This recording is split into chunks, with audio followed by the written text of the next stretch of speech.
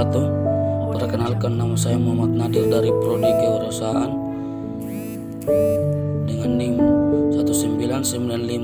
1995141420004. Ingin merangkum semua materi yang pernah diberikan dalam mata kuliah Entrepreneur Mindset. Yang pertama, the basic concept of the entrepreneurship mindset. Yang kedua, the entrepreneur process. Yang ketiga, the opportunity. Yang keempat, ecopreneurship. Yang kelima, socialpreneurship. Yang keenam, ecopreneur presentation. Yang ketujuh, socialpreneurship presentation. Yang kedelapan, phrasing. 9, family business. Yang ke-10, business model canvas. Yang ke-11, franchise presentation. Yang ke-12, family business presentation. Oke, kita ke materi 1, the basic concept of the entrepreneurship. Entrepreneurship mindset adalah pola pikir yang dimiliki oleh seorang wirausaha, di mana mempunyai karakter, diantaranya ialah berpikir simpel, berorientasi pada hal-hal baru, action, mampu membaca dan mengambil peluang, yang mempunyai kerangka berpikir seseorang lebih memilih untuk menjalani ketidakpastian daripada menghindarinya, melihat segala sesuatu lebih sederhana daripada orang lain, dan mau belajar yang beresiko. Materi kedua, the entrepreneurial process. Entrepreneurial process itu individu-individu yang berorientasi kepada tindakan, bermotivasi tinggi dalam mengambil risiko untuk mencapai tujuannya. Dengan demikian, hakikat dan kriteria wirausaha tentunya tidak sembarangan, tetapi hendaknya mengacu kepada kriteria yang berlaku sebagai acuan. Kita dapat menggunakan salah satu kriteria atau tolak ukur yang didasari pada ciri-ciri dan watak pada profil wirausaha. Yang pertama, percaya diri. Yang kedua, berorientasi tugas dan hasil. Yang ketiga, mengambil resiko. Yang keempat, bertingkah laku sebagai pemimpin. Ke materi ketiga, the opportunity.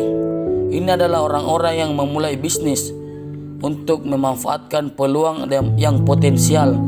Mereka cenderung mengembangkan bisnis mereka lebih cepat, mempekerjakan lebih banyak orang, dan memperkenalkan inovasi yang dapat membantu mengisi kesenjangan penting di pasar, sekaligus meningkatkan produktivitas dalam perekonomian. Materi keempat, ecopreneur. Ecopreneurship yaitu sebuah entrepreneur yang mengacu pada aktivitas usaha dengan kegiatan yang memberikan manfaat dan memberikan perhatian lebih dan khusus terhadap kelestarian lingkungan, yang melakukan sebagai upaya untuk menjaga lingkungan baik air, udara maupun tanah. Produk ecopreneur ramah lingkungan. Solusi dalam mengatasi permasalahan lingkungan karena terdapat beberapa produk mendaur ulang sampah dan limbah yang dapat merusak lingkungan. Mengembangkan minat kewirausahaan lingkungan. Perbuatan yang mengarahkan kepada tujuan dan merupakan suatu dorongan bagi perbuatan itu. Menghemat energi. Salah satu konsep pengolahan dan produk material yang diupayakan untuk selalu ramah lingkungan. Yang materi kelima, socialpreneurship. Socialpreneurship adalah suatu jenis entrepreneurship yang membuktikan bisnis tetap bisa memberikan dampak positif bagi masyarakat secara langsung. Jika kamu tertarik untuk menjadi seorang socialpreneurship sendiri, sebenarnya merujuk pada usaha maupun bisnis yang bukan hanya sekedar mengambil keuntungan, melainkan ada unsur sosial dalamnya, saling membantu sesama masyarakat. Materi keenam, ecopreneur presentation, yaitu wirausaha yang peduli terhadap masalah lingkungan dan kelestarian lingkungan. Maka dalam perjalanan kegiatan usaha mereka juga selalu memperhatikan daya dukung lingkungan dan berusaha meminimalisirkan dampak dari hasil kegiatan terhadap lingkungan. Ekopreneurship menyangkut 3 dimensi, yaitu masyarakat, sosial, dan ekonomi. Materi ketujuh, socialpreneurship presentation. Seorang yang mengerti permasalahan sosial yang menggunakan kemampuan entrepreneurship untuk melakukan perubahan sosial, terutama meliputi bidang kesejahteraan, pendidikan, dan kesehatan. 1. Pemuda dapat menjadi social entrepreneur dan mencetak social enterprise dengan menghimpun wirausaha. Dengan begitu akan tercipta social justice, yakni tiadanya penguasaan kapital di segelintir pihak dengan tanpa empati. Yang kedua, pemuda harus meningkatkan kapabilitas dan edukasi dirinya sehingga mampu melahirkan inovasi dalam kegiatan produk sehingga mampu menghasilkan satu pasar ekonomi produktif yang mensejahterakan masyarakat lokal Indonesia. Materi ke-8, franchise. Franchise adalah sebuah perikatan yang salah satunya pihaknya diberikan hak untuk memanfaatkan menggunakan hak dari kekayaan intelektual atau pertemuan dari ciri khas suatu usaha yang dimiliki pihak lain dengan suatu imbalan berdasarkan persyaratan yang ditetapkan oleh pihak lain tersebut dalam rangka menyediakan atau penjualan barang dan jasa. Franchise atau bisa disebut sebagai waralaba adalah tipe bisnis yang dimiliki dan dioperasikan oleh individu-individu yang berbeda tetapi memiliki nama brand yang sama, sehingga brandnya terlihat sangat besar dan tersebar di mana-mana. Tips membuka bisnis franchise: yang pertama, memiliki kas yang menarik. Yang kedua, memiliki catatan keuangan.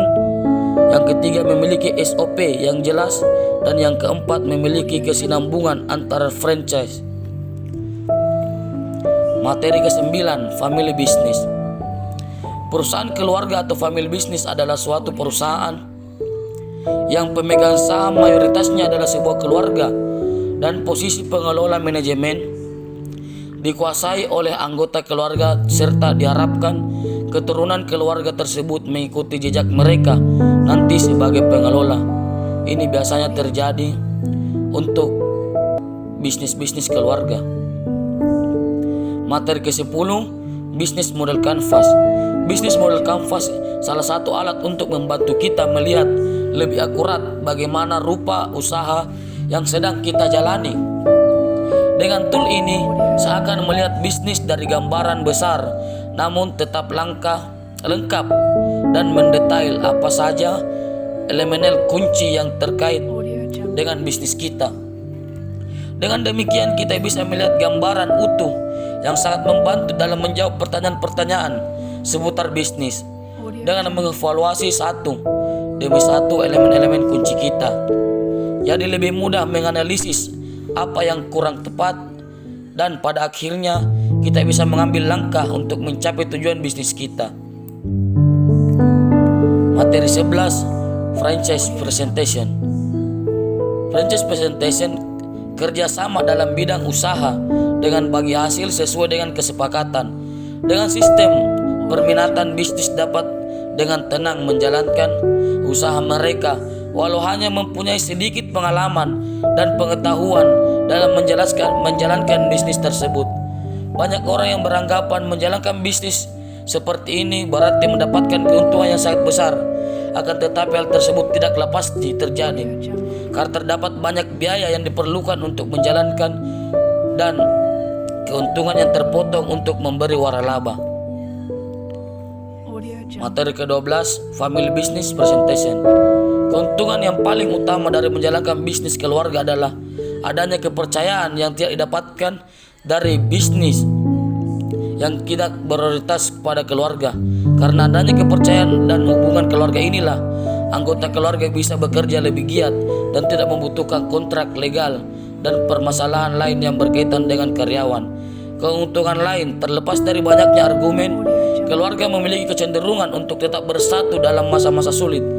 Hal ini disebabkan karena setiap anggota memiliki pemahaman yang lebih terhadap anggota keluarga yang lain dan memiliki argumen kerjasama dan pengalaman negatif yang bersama-sama. Mungkin cukup sekian. Apabila ada salah kata mohon dimaafkan. Wabillahi taufiq wal hidayah. Assalamualaikum warahmatullahi wabarakatuh.